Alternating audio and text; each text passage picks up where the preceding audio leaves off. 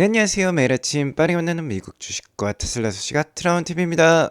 테슬라가 오늘 4%대 급등세를 보여주었습니다. 자, 하지만 이제 시작인 것 같아요. 아마 더 빠르면 이때부터 급등할 것 같은데 이때가 언제인지 알려드리도록 하겠고요. 옵티머스는 내년부터 판매를 시작할 것 같아요. 오늘도 인사이트 가득한 소식들이 많으니까 시청하시기 앞서 구독과 좋아요 알람 설정 꼭 눌러주시기 바라겠습니다. 자, 미국 증시가 숨가쁘게 돌아가고 있어요. 정말 변동성이 심한 연초라고 볼 수 있겠습니다. 트럼프가 지난 주말에 유럽 나토 8개 회원국에 관세를 부과하겠다라고 밝혀서 금주 화요일장 시작하자마자 급락세가 나와버렸었습니다. 나스닥이 무려 2.39%나 빠졌었죠. 자, 하지만 이는 하루 만에 하락으로 끝났어요. 다보스 포럼에 참석한 트럼프는 바로 이 관세를 유예한다라고 밝혔습니다. 그러면서 수요일장 바로 반등을 보여주었고요. 금요일 목요일장마저 큰 상승으로 마감을 했어요. 트럼프는 인터뷰에서도 그린란드와 관련된 프레임워크를 형성을 했다. 어느 정도 거래 개념이 있다라고 설명을 했습니다. 뭔가 본인이 흡족해할 만한 결과가 나온 것 같은데 자세한 내용은 밝히진 않았고요. 대신 덴마크 총리가 이런 얘기를 했어요. 그린란드는 현재 덴마크령이라고 볼 수 있는데요. 트럼프와 미국이 가지고 있는 방위 정책이죠.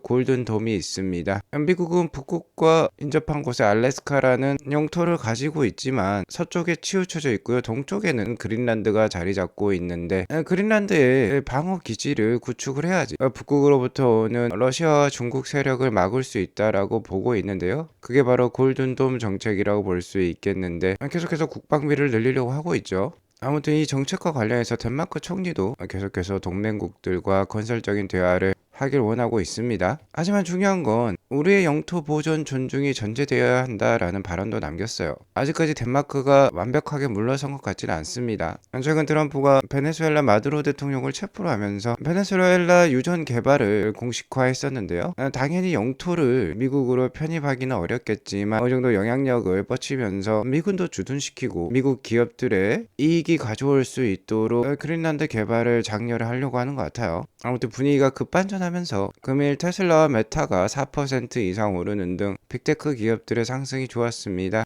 최근 약세를 보였던 마이크로소프트와 오라클도 오늘 반등세를 보여주었어요. 역시나 빅테크 기업들은 주가 회복력이 굉장히 강합니다. 주가가 어느 정도 떨어졌다라고 하면은 포트폴리오에 필히 편입할 필요가 있을 것 같아요. 자, 그리고 최근 S&P 500 차트를 많이 보여드리는데요. 최근 나스닥보다 중소형주라든지 다우 지수가 강했습니다. 이를 모두 포괄할 수 있는 지표가 S&P 500이기 때문에 S&P 500을 보여드리는데 여기 보이는 이 검정색 선 26일 이평선이라고 보시면 되겠는데요. 이 이평선 밑으로 주가가 내려오면 매수 찬스라고 말씀을 드렸는데 자, 이틀 만에 그게 확인이 되었어요. 화요일날 이렇게 하락을 보여주었지만 수요일 목요일 연이틀 좋은 반등세가 나오면서 주가가 다시 한번 이 검정색 선 위로 올라왔습니다. 일단 좋은 신호라고 볼 수 있겠고 차주 빅테크 기업들의 실적이 괜찮으면 지속해서 상승세도 우리가 생각을 해볼 수 있을 것 같습니다. 아무튼 주제에서 말씀드립니다만 올해 중간선거가 있기 때문에 트럼프 대통령과 공화당은 어느 정도 주가를 부양시키려고 할 것이에요. 그리고 어쨌든 최소 한 차례에서 두 차례 정도의 금리 인하가 올해 예고되고 있습니다.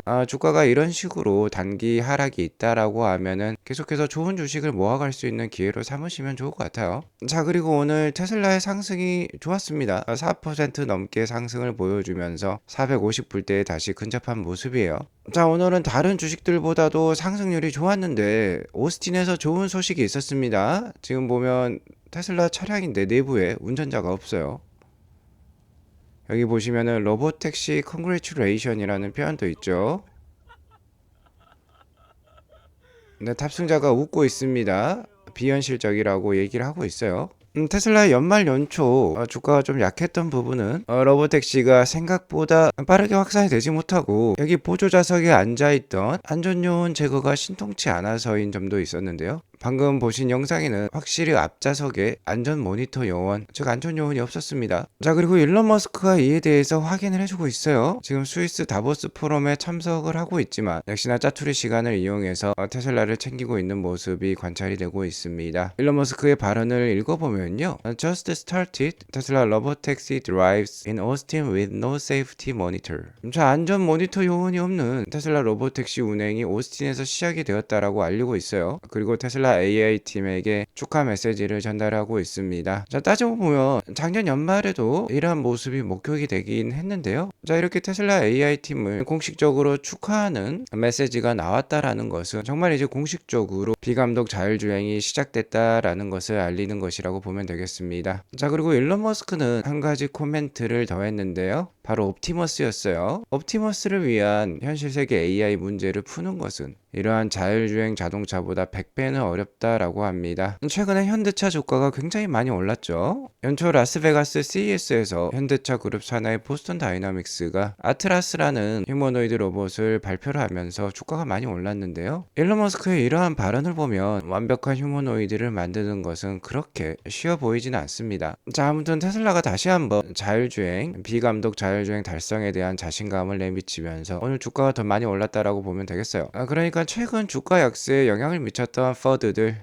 기가 베를린에서 1700명을 감원한다라든지 일론 머스크의 라이언에어 인수 발언이라든지 이런 것들 때문에 주가가 약하게 된다라고 하면은 역시나 다시 한번 매수 찬스라는 거, 역시나 기업의 본질적인 가치, 미래 가치에 집중할 필요가 있겠습니다. 테슬라 AI 팀의 수장인 애숍 역시 오피셜 발표를 했어요. 여기 보시면 publicly available이라는 표현이 있는데요.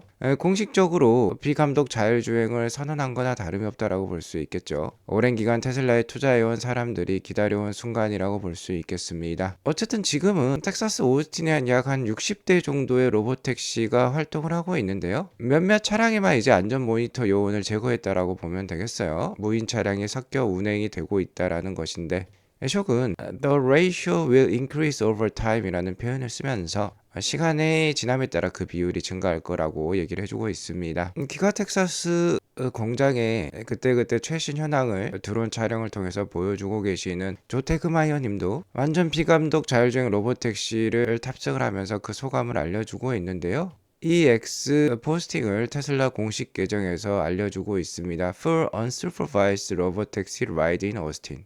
자, 완전 비감독 자율주행이라는 뜻이 되겠죠. 정말 이제 미리가 성큼 다가온 모습이에요. 제가 어제 방송에서 미국의 보험회사죠 레모네이드에서 테슬라 자율주행 차를 위한 보험을 출시했다라고 말씀을 드렸습니다. 보험료를 무려 50%나 인하를 했다라고 말씀을 드렸는데요. 보험회사만큼 계산적인 회사가 없어요. 계산기를 수차례 두드리면서 시뮬레이션을 했을 건데 50%나 인하했다라는 건 큰 사건이 되겠습니다. 왜 그러냐면 미국은 자동차 보험료가 굉장히 비싸요. 연간 2,500불이 넘어가는 큰 비용을 써야만 합니다. 한 달에 우리 돈 $200 수준이라고 볼 수 있겠는데 현재 환율로 따지면 한 달에 30만 원씩 내야 되는 거예요. 우리나라에서는 다이렉트 보험을 들게 되면 거의 연간 60에서 100만 원이면 들 수 있는데 미국은 우리나라보다 보험료가 거의 3배 정도는 비싼 것 같습니다. 자, 그런데 월에 $200씩 내야 되는데 50%를 인하를 해주게 되면 한 달에 $100만 내면 되는 거죠. 그리고 테슬라는 2월부터 FSD를 판매하는 것이 아니라 완전 구독으로 전환한다라고 발표를 했습니다. FSD 구독료가 한 달에 99불이에요. 200에서 50% 인하하면 $100로 감소를 하는데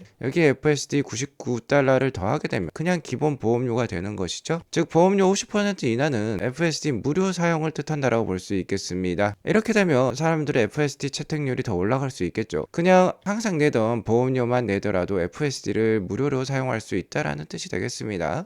자, 이렇게 되면 사람들이 테슬라 차량을 더욱더 많이 구매하게 되고요. FSD를 더욱더 많이 사용할 수밖에 없어질 것 같아요. 레모네이드나 테슬라에게 있어서 모두 윈윈이라고 볼 수 있겠고 역사적인 사건이라고 볼 수 있겠습니다. 이렇게 되면 FSD가 없으면 이제 정말 차량 구매가 차량 판매가 어려워질 수도 있을 것 같아요. 자, 테슬라가 완전 자율주행 로봇택시를 달성해 가고 있는 가운데 중요한 점 역시나 비용이라고 볼 수 있겠죠. 현재 테슬라의 강력한 대항마라고 볼 수 있는 구글의 웨이모도 비감독 자율주행을 하고 있긴 합니다. 물론 제한적인 바운더리에서 많은 문제를 일으키면서 주행을 하고 있긴 해요. 하지만 중요한 점은 역시나 비용 측면이 되겠는데 비용이 싸야지만 이 로보택시 시장을 독식할 수 있을 거예요. 테슬라는 작년 기준에 모델 Y 로보택시 기준으로 비용이 웨이모보다 35% 저렴한 수준인데요. 2030년 올해부터 일단은 사이버캡이 나올 예정인데 2030년에 가면 웨이모나 사이버캡이나 그 스케일이 굉장히 커지겠죠. 아크의 분석에 따르면 사이버캡의 비용이 웨이모보다 50%는 낮을 것으로 예상하고 있습니다. 그렇게 되면 당연히 사람들은 사이버캡을 타려고 하겠죠. 이 이제 테슬라 로보택시에 안전 모니터 요원도 없어졌기 때문에 테슬라는 더욱더 빠른 속도로 확장이 가능해요. 사이버캡이 올해부터 생산이 되고 연간 400만 대 생산까지도 규모를 올리려고 생각 중에 있습니다. 반면 구글 웨이모는 자체 차량 생산은 어렵고 현대라든지 제규어의 차량 제조를 맡겨야만 해요. 당연히 비용이 더 비싸질 수밖에 없겠죠. 카메이커들도 마진을 남겨야 되기 때문에 테슬라와 다른 입장이 되겠습니다. 자, 그러니까 테슬라가 우위에 있다라고 볼 수 있겠어요. 2030년이 되면 사이버캡의 마일당 비용은 0.2불밖에 되지 않을 것이라고 합니다. 이에 대해서 일론 머스크도 probably true라는 표현을 쓰면서 아마도 맞을 것 같다라고까지 대답을 해주고 있네요. 자, 이 사이버캡 벌써 15대가 미국 5개 주에서 테스트가 되고 있습니다. 비감독 자율주행이 달성이 되면 궁극적 AI라고 볼 수 있는 AGI에 이제 한 발 다가섰다라고 볼 수 있겠고요. 피지컬 AI 세계에서 일론 머스크가 AGI를 달성을 하게 되고 XAI를 통해서 사이버 세상 속에 AI마저 기술을 어느 정도 완성시킨다라고 하면은 테슬라의 사명처럼 놀라운 풍요로움이 가득한 세상이 될 거예요. 일론 머스크는 최근 발언에서 테슬라의 가치의 80%는 옵티머스라고 했습니다. 어쨌든 이러한 완전 자율주행 택시인 사이버캡도 옵티머스를 만들어내기 위한 과정이라고 볼 수 있겠는데요. 테슬라 일론 머스크 CEO는 현재 다보스 포럼이 열리고 있죠. 어제 깜짝 출석을 했습니다. 오늘이네요. 오늘 우리 시간 0시 30분에 블랙락의 CEO죠. 레리 핑크 회장과 함께 발언을 했어요. 좀 전에 보셨듯이 자율주행은 이미 해결된 문제라고 얘기를 해주고 있습니다. 테슬라가 언슈퍼바이즈 로보택시를 출시를 했기 때문에 참 맞는 표현이라고 볼 수 있겠죠. 그리고 놀라운 풍요로움을 달성하기 위한 최강의 제품, 최대의 제품이 옵티머스가 내년 말부터 대중에게도 판매가 시작될 것으로 얘기를 하고 있습니다. 현대 아틀라스와 같은 경우는 공장에서만 일을 할 수 있지만 옵티머스는 일반 우리와 같은 대중에게도 판매가 될 수 있다는 뜻이 되겠어요. 그러니까 그 수요의 범위가 차원이 다르다라고 보면 되겠습니다. 로보택시뿐만 아니라 옵티머스 역시 그 수요의 한계가 없다라고 보면 되겠어요. 그리고 올해 연말까지 로보택시 서비스는 매우 대중화될 것이라고 표현을 하고 있습니다. 그리고 계속해서 AI 데이터 센터가 우후죽순 들어섬에 따라 AI 사용 비용도 떨어질 거라고 얘기를 하는데요. 중요한 점은 이러한 AI를 뒷받침할 수 있는 전력이 되겠죠. 테슬라와 스페이스 X를 위한 100GW의 태양광 발전 건설을 얘기를 하고 있는데요. 이러한 것들이 어우러지면서 오늘 주가 상승이 굉장히 좋았습니다. 하지만 역시나 단기적으로 주가가 어떻게 움직일지도 좀 궁금하다라고 볼 수 있겠는데 다음 주 테슬라 실적 발표가 있죠. 우리는 이미 이번 월드 이코노믹 포럼 즉 다보스 포럼에서 일론 머스크의 이러한 주요 발언을 통해서 다음 주 28일에 있을 어닝콜을 이미 만나본 거나 다름이 없어요. 어닝콜의 힌트가 다 나왔다라고 볼 수 있겠습니다. 그렇기 때문에 이날 당연히 주가 변동은 심하겠죠. 하지만 이미 큰 그림은 그려져 있다라고 볼 수 있겠습니다. 실적 발표는 그다지 중요해 보이지 않아요. 이제 중요한 점은 이게 되겠습니다. 단기적으로 테슬라 주가를 좌지우지할 이슈 바로 유럽과 중국에서의 FSD 승인이 되겠어요. 일론 머스크는 이번 포럼에서 2월 달에 바로 다음 달입니다. 유럽과 중국에서 FSD 승인 받기를 기대를 하고 있어요. 일단 둘 중에 하나만이라도 이렇게 좋은 소식이 들려오면 주가가 강할 수가 있겠습니다. 정말 빠르면 2월 말부터 테슬라 주가가 대대적인 상승세를 또 시작할 수도 있을 것 같아요. 일단 저 개인적으로는 4월달 사이버캡이 대략 양산이 되기 전에 어느 정도 주가의 하락이 있으면서 매수 찬스를 주기를 바랬는데 빠르면 2월부터 주가의 급반등세가 나올 수도 있을 것 같아요. 자, 아무튼 중요한 것은 이것이 되겠습니다. 옵티머스예요. 테슬라의 가치의 80%를 차지하는 이 옵티머스. 일론 머스크는 옵티머스가 이 자율주행 자동차 문제를 해결하는 것보다 100배는 더 어렵다라고 했지만 저는 이게 굉장한 자신감으로 들리고 있습니다. 이만큼 어려운 것을 테슬라만이 할 수 있다라는 뜻으로 들리고 있어요. 경쟁자들이 그만큼 따라하기 힘들다라는 것을 알려주고 있는 것 같습니다. 자, 아무튼 테슬라 투자는 최소한 내년 말까지는 유지를 해야 돼요. 내년 말부터 이 옵티머스가 각 가정에 침투를 해서 가사일을 도운다라든지 여러 공장에 침투를 해서 일하는 모습이 나온다라고 하면은 테슬라 주가는 어디까지 올라가 있을까요? 그 역사적인 광경을 계속해서 아트란TV와 함께 해주시기 바라겠습니다. 오늘 이것으로 방송을 마치겠고요. 아트란TV 멤버십에도 수많은 인사이트가 있으니까 꼭 한번 가입하셔서 좋은 투자 이어가셨으면 합니다. 나가시기 전에 구독과 좋아요 알람 설정 꼭 눌러주시고요. 오늘도 좋은 하루 되시기 바라겠습니다. 감사합니다.